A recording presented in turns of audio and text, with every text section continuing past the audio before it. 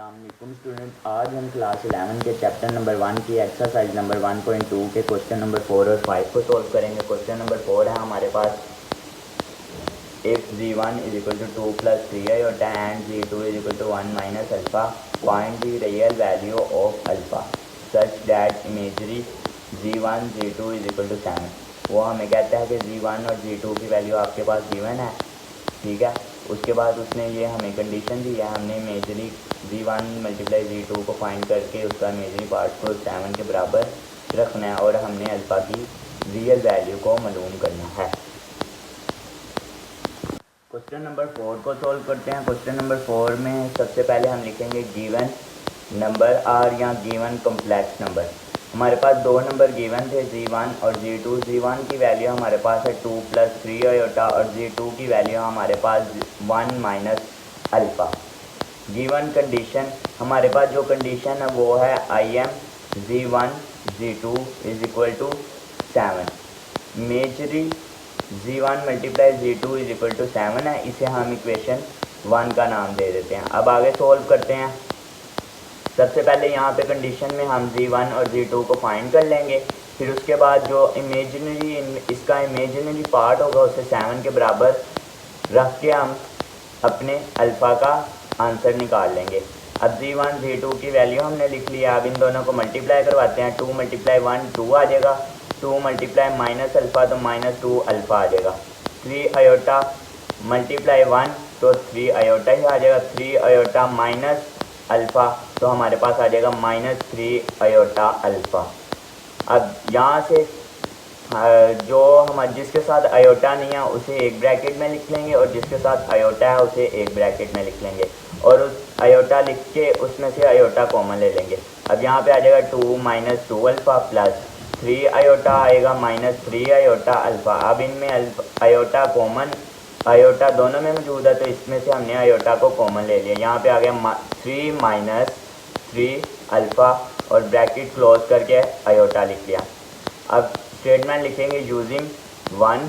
हमने इक्वेशन 1 को इस्तेमाल किया। इक्वेशन 1 में हमारे पास कंडीशन जो थी उसे हमने लिख लिया एक दफ़ा। इसका इमेजरी पार्ट आप सबको पता है, जिसके साथ आयोटा होता है उसे हम इमेजरी पार्ट कहते हैं। तो g1 g2 हमारे पास आ गया 3 minus 3 alpha is equal to 7। Condition के मुताबिक हमने इसे 7 के बराबर रख दिया। अब हम इसे सोल्व करेंगे और अपने अल्फ़ा का आंसर निकालेंगे। यहाँ पे माइनस 3 अल्फ़ा वैसे का वैसे रह जाएगा। ये 3 प्लस हो रहा है, जिसके साथ कुछ नहीं होता उसके साथ प्लस का साइन होता है। ये प्लस हो रहा है तो इधर आके माइनस हो जाएगा। 7 माइनस 3 हमारे पास 4 आ जाएगा। यहाँ पे माइनस 3 अल्फ़ा वैसे का वैसे ही आ जाएगा। अब अल्फ़ा, ये अल्फ़ा के माइनस 3 अल्फ़ा के साथ मल्टीप्लाई हो रहा है तो इधर आके डिवाइड हो जाएगा। Alpha is equal to minus 4 divided by 3। अब यहाँ पे कटिंग नहीं होती तो अल्फ़ा का आंसर हमारे पास आ गया माइनस 4 डिवाइडेड बाई 3। मैं दोबारा एक दफ़ा रिपीट करता हूँ। सबसे पहले हमने नंबर लिख लिए जो हमारे पास दो नंबर गिवन थे, कंडीशन लिखी, सोल्व किया, उसमें से हमने g1 और g2 को फाइंड किया, फिर इसे इक्वेशन 1 का नाम दिया था। कंडीशन को हमने कंडीशन के मुताबिक बराबर इसे मुताबिक हमने इसे सोल्व किया। उसके बाद हमने अल्फ़ा का आंसर निकाल लिया। x, y, a and b such that g1 plus g2 is equal to 10 plus 4 iota and g minus 1 g1 minus g2 is equal to 6 plus 2 iota। यहाँ पे वो कहते हैं g1 और g2 की वैल्यू आपके पास गिवन है।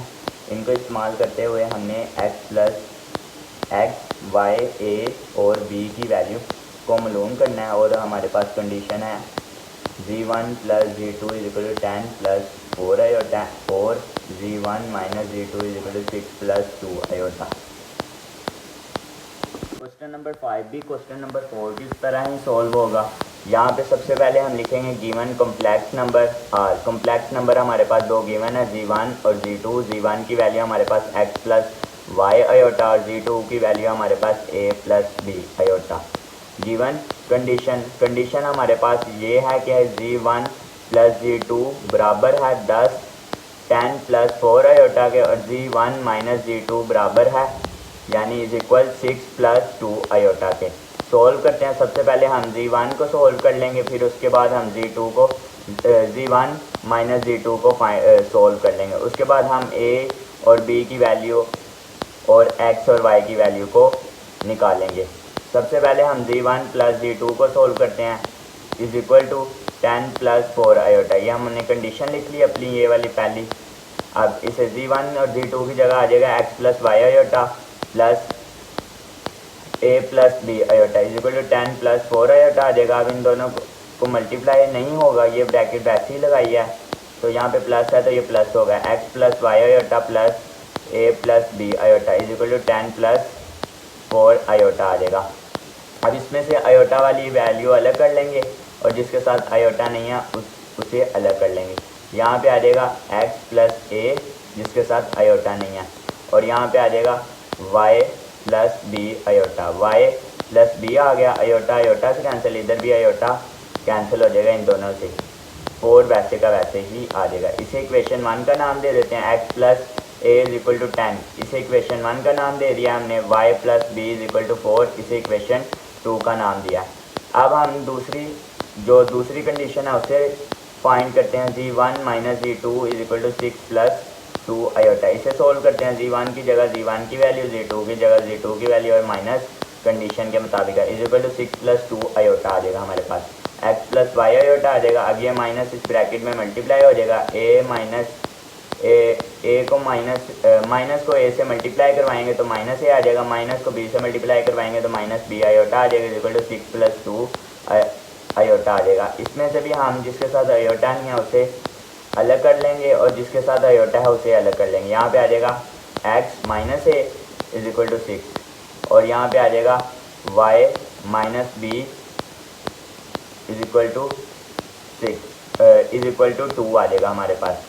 y minus B is equal to 2 आ जाएगा। यहाँ पे हमारे पास अब x minus A is equal to 6 को हमने इक्वेशन 3 का नाम दिया, y minus B is equal to 2 को हमने इक्वेशन 4 का नाम दे दिया। ये हमारे पास y है।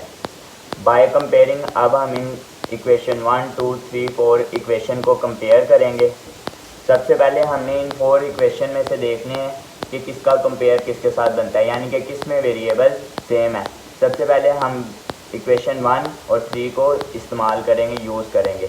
इक्वेशन 1 हमारे पास है x plus A is equal to 10। Equation 3 है हमारे पास x minus A is equal to 6।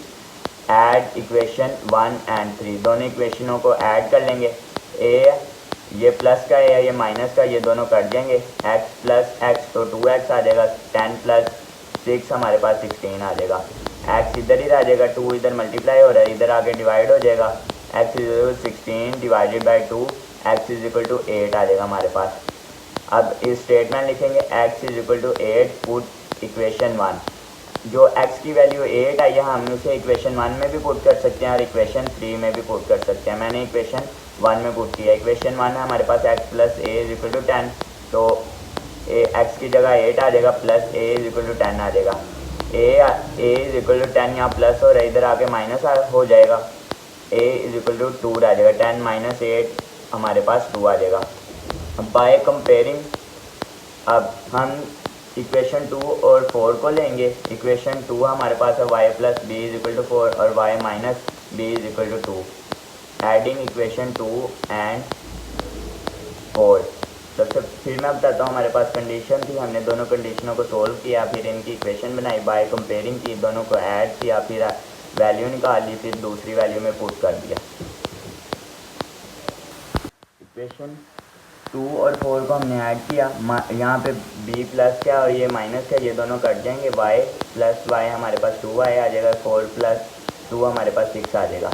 2 यहाँ डिवाइड हो रहा है, इधर मल्टीप्लाई हो रहा है तो इधर आके डिवाइड हो जाएगा। y is equal to 6 divided by 2, y is equal to 3 आ जाएगा।